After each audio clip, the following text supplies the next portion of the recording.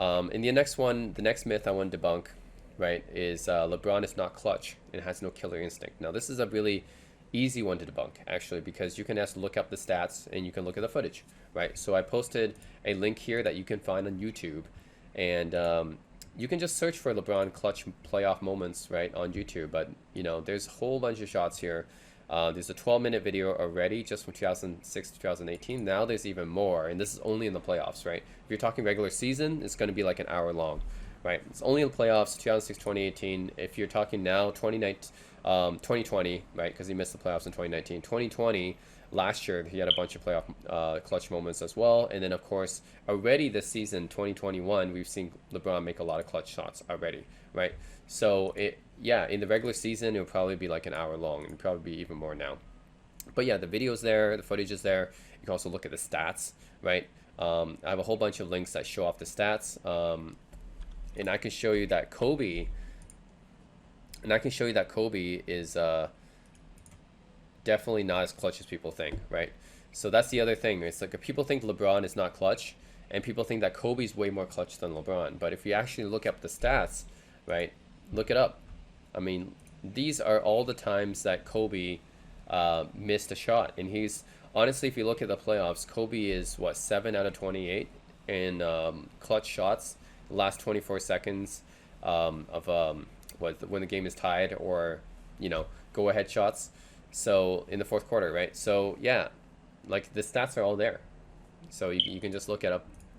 You can Google it, look it up. There's all these links that prove, right, statistically, Kobe is not as clutch as LeBron is, right? And when people say that Kobe made more buzzer beaters than anyone else, that was mostly in the regular season, right? Kobe in the playoffs does not really have that many buzzer beaters. That's the thing. And I asked Kobe fans, like, hey, what do you think is Kobe's most clutch playoff moment? And they actually have to sit there and think for a bit, right? I mean, this is supposedly one of the most clutch superstars of all time, right? When people think of clutch players, they go, oh, Jordan, Kobe, right? They think of those two. That's the first two that comes to mind for most people, right? But for a guy who supposedly is one of the most clutch superstars of all time, why do you have to sit there and think for a bit, right? I mean, okay, how many clutch playoff moments does Kobe have, right? The only two I can think of, right, that Kobe fans bring up is in 2000 finals in the game 4 where Shaq fouls out and Kobe has to hit the last few points to win the game. Okay, and that's really his only good game in that finals, right? If you look at the rest of his games, that series, it sucks, right? In 2000 finals, he averaged 15 points per game on 37% shooting. So it's really that one game that people remember from that finals, and then it's like, oh, Kobe's super clutch because of that game, that one game, right? And then the other game is in the 2000 Western Conference Finals against Portland, right? When Kobe shot that, he threw that alley oop to Shaq, and then Shaq dunked it, and that won them the series. So those are the two like I can think of, and that's both from 2000 actually. So if you think of more recent Kobe clutch moments, I mean, you really have to kind of think about it, right? Because most of Kobe's best games, most of his most memorable games come from his regular season moments, right? Not from the playoffs. If you're talking about the 81-point game, the game where he outscored the Mavs in 3 quarters, he got like 62 in 3 quarters. That was in the regular season, right? Not in the playoffs. So which clutch playoff moments does Kobe actually have in the playoffs, right? The only ones I can think of are from really early in his career, right? What about later in his career, right? You can't really think of many.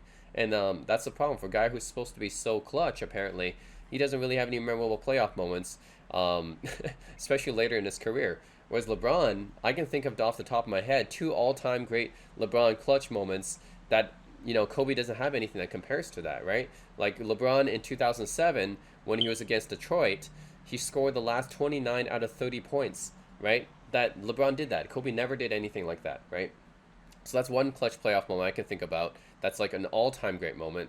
And then the chase down block against Iggy in the 2016 finals, of course. And that one gets replayed by a lot of people, and that's deservedly so, because that's probably the most clutch block ever, right? And actually, I was watching that series, and I was amazed because this was 2016. I actually bet on the Warriors winning because they're 73-9. How could they lose against a much inferior team like the Cleveland team, right? But miraculously, went to the game 7, and then I mean, I was watching this in real time, and I just couldn't believe it. LeBron went all the way down the court, and he was just so fast, right? went so fast all the way down the court, and then with that huge block against Iguodala, like, oh my God, like, I know everyone talks about Kyrie's three-pointer winning the game, but if it wasn't for that block, you know, like, they would probably lose that game, right? So that's incredibly clutch, and Kobe's never had anything like that either. That's just two off the top of my head. I mean, LeBron has numerous buzzer beaters in the playoffs as well.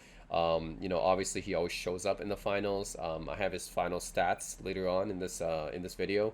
But yeah, those are the two I can think of already that's better than any Kobe moment in the playoffs, right? So I don't think it's comparable, right? I think LeBron's way more clutch than Kobe is. And I just want to go over some of the statistics and graphics here. So you can see career playoff game tying or go-ahead shots last 24 seconds of fourth quarter overtime. Michael Jordan obviously has the best percentage, and I think most people would agree that Michael Jordan is the best, probably the most clutch player of all time. And I would definitely say he's more clutch than LeBron is. But look at LeBron, right? 36 percentage, Kobe 25%, with a league average of 28%. So definitely LeBron is above average when it comes to clutch playmaking, and Kobe's actually below average, right? People don't think about, oh, Kobe's one of the most clutch players ever. He's below average, right? 7 out of 28. It's all there on the stats, right? LeBron 8 out of 22. And this is only to 2017, right? So if you talk about 2018, I know he made a few more buzzer beaters in the playoffs. I think he made two against the Pacers, actually, in 2018 playoffs. And then 2020 as well last year. So his percentage has actually gotten better. This is just as of 2017. He's made 36%. I think it's actually a little bit higher, like 41% or something like that now. But yeah, Kobe 25%, right? His career already ended. We know that's his percentage. And there's like a bunch of other memes here that are kind of stupid. We can just go over them just briefly. I don't know why. I don't have to address these, but I mean, I see these memes and GIFs posted. It's dumb, right? I see this one a lot by Fadeaway World. This doesn't make any sense, right? I'm gonna go later in this video and talk about why Kobe's kind of overrated on defense. But defense should not be Kobe. That one I think actually should go to LeBron in his prime. But overall, it's pretty close. I don't think it's because Kobe was actually a pretty good defender earlier in his career, but later in his career, no, right? And LeBron's an underrated defender, so I don't think that one goes to Kobe at all. Clutch, again, we just proved that that's false. It's not Kobe for the clutch. Basketball IQ is definitely LeBron. I don't think that's even close. Impact shot, definitely LeBron. There's proof of this because when LeBron left the Cavs in 2011, right, to go to the Heat.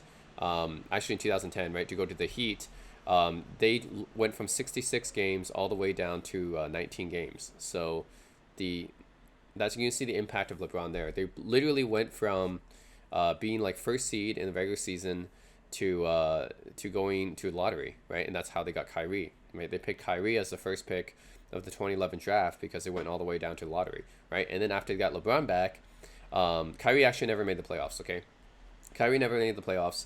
After LeBron came back and brought Kevin Love, they went all the way from the lottery to going all the way to the finals, right, in 2015. And you can't say that's because of Kevin Love, right?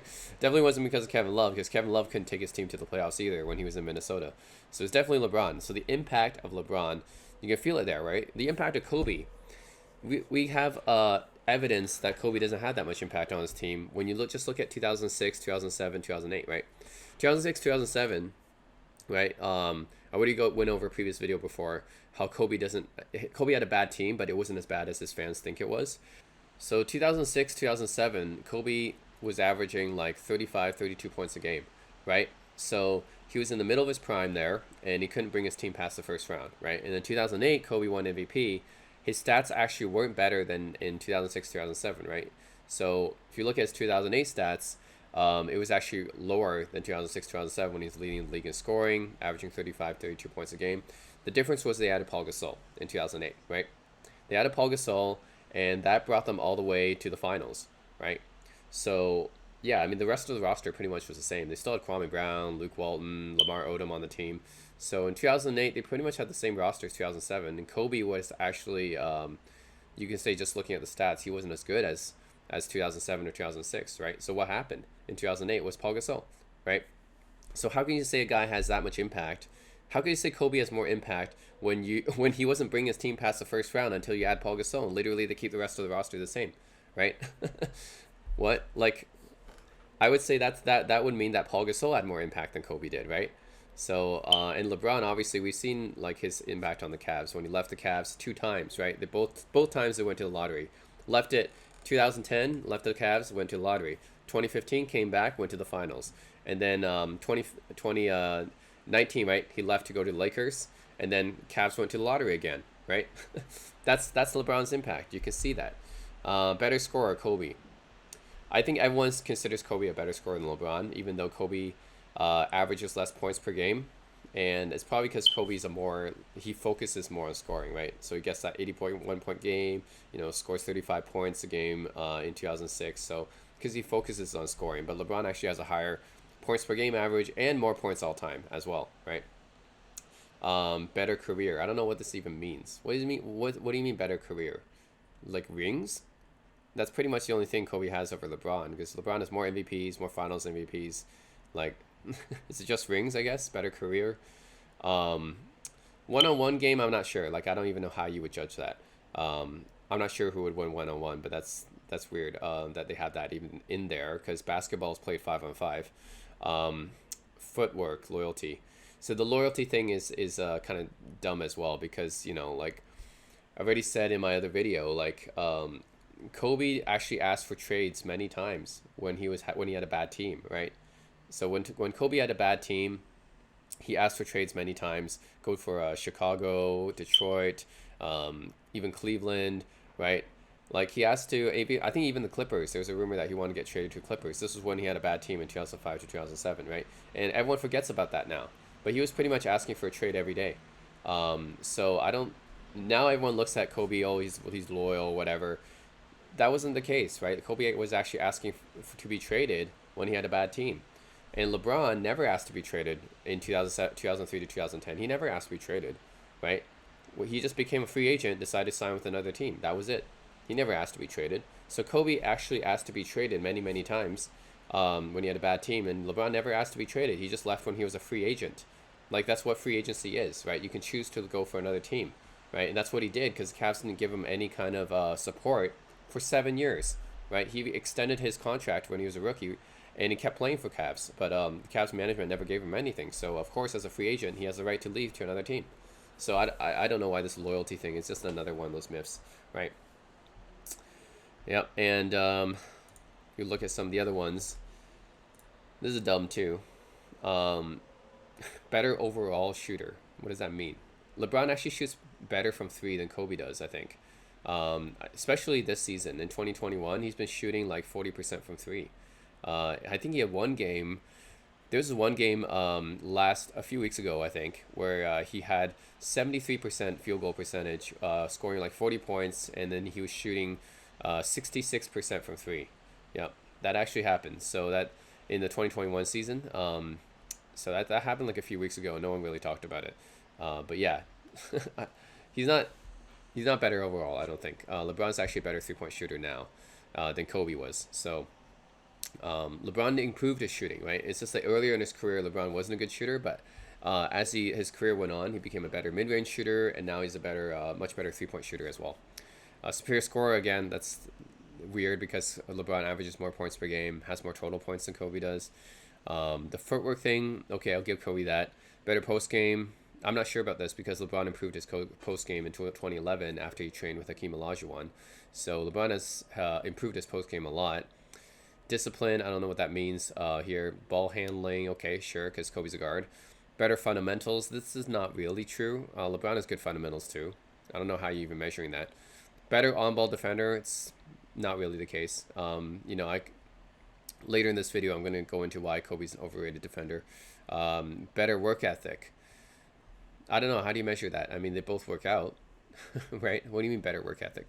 Better intangibles. Again, how are you measuring that? Like intangibles, for that, I mean like impact, right? And LeBron already said has better impact on his team, right? He leaves the team, it goes to a lottery. He comes back to the team, it goes to the finals, right? How can you get better than that? So what does this mean, intangibles?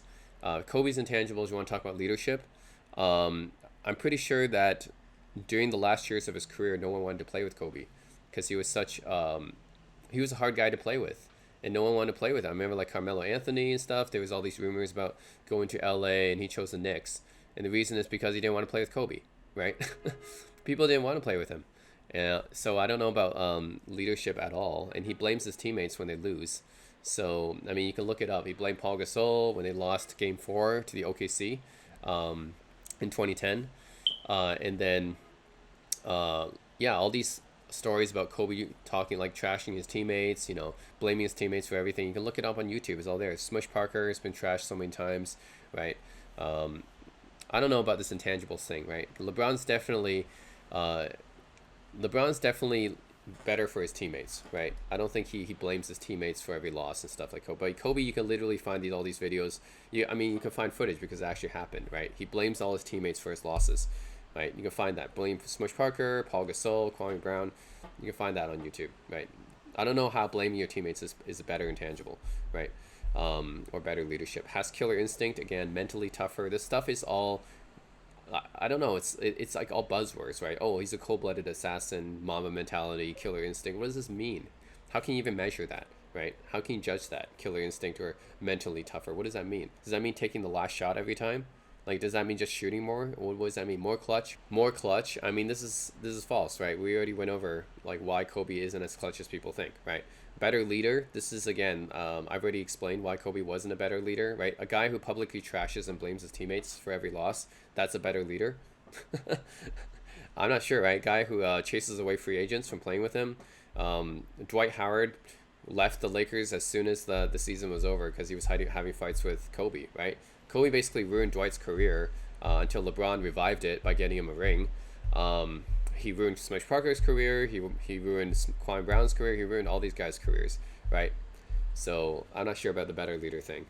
More skilled. I don't know what you mean by that. Is he because he's a guard? He knows more offensive moves, I guess. So that might be the case. Better focus and better closer. Again, this is probably related to the more clutch thing, which he is not.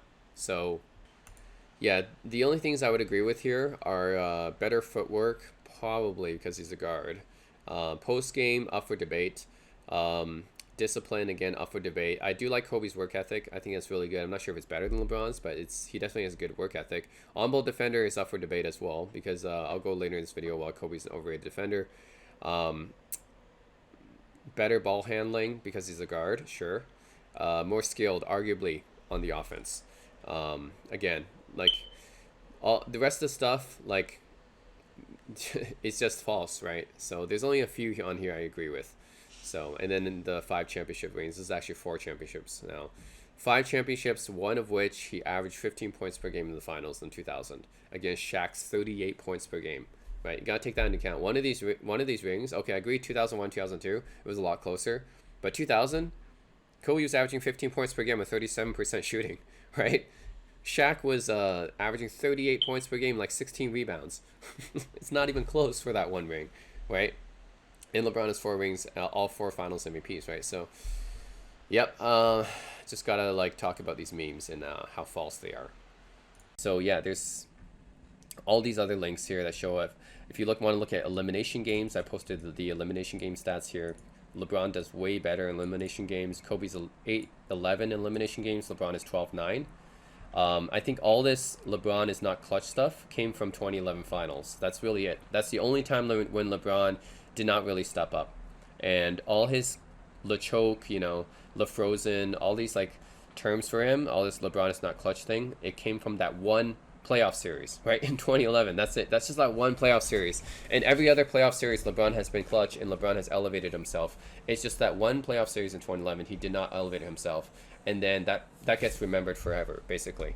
And Kobe has that one playoff series where he elevated himself, which is in 2000 finals. I think it was game 4 or something. He shot the last few points or something because Shaq fouled out. He came into the game, shot the last few points or whatever, and then that won him the game. And that basically got remembered forever, right? And from then on, Kobe was the most clutch playoff performer, just from that one playoff series, right? And in other playoff series, if you talk about 2004, 2008, 2010, he didn't really have any clutch playoff moments. But people, just because I'm talking about this double standard between Kobe and LeBron, people only remember Kobe's best playoff moments, and they only remember LeBron's worst playoff moments, right? It's like the opposite. So it's unfortunate, right? LeBron has had so many clutch playoff moments, way more than Kobe, but they all get forgotten because of 2011. The other myth I want to debunk is LeBron was not a good defender, and also that Kobe was a good defender.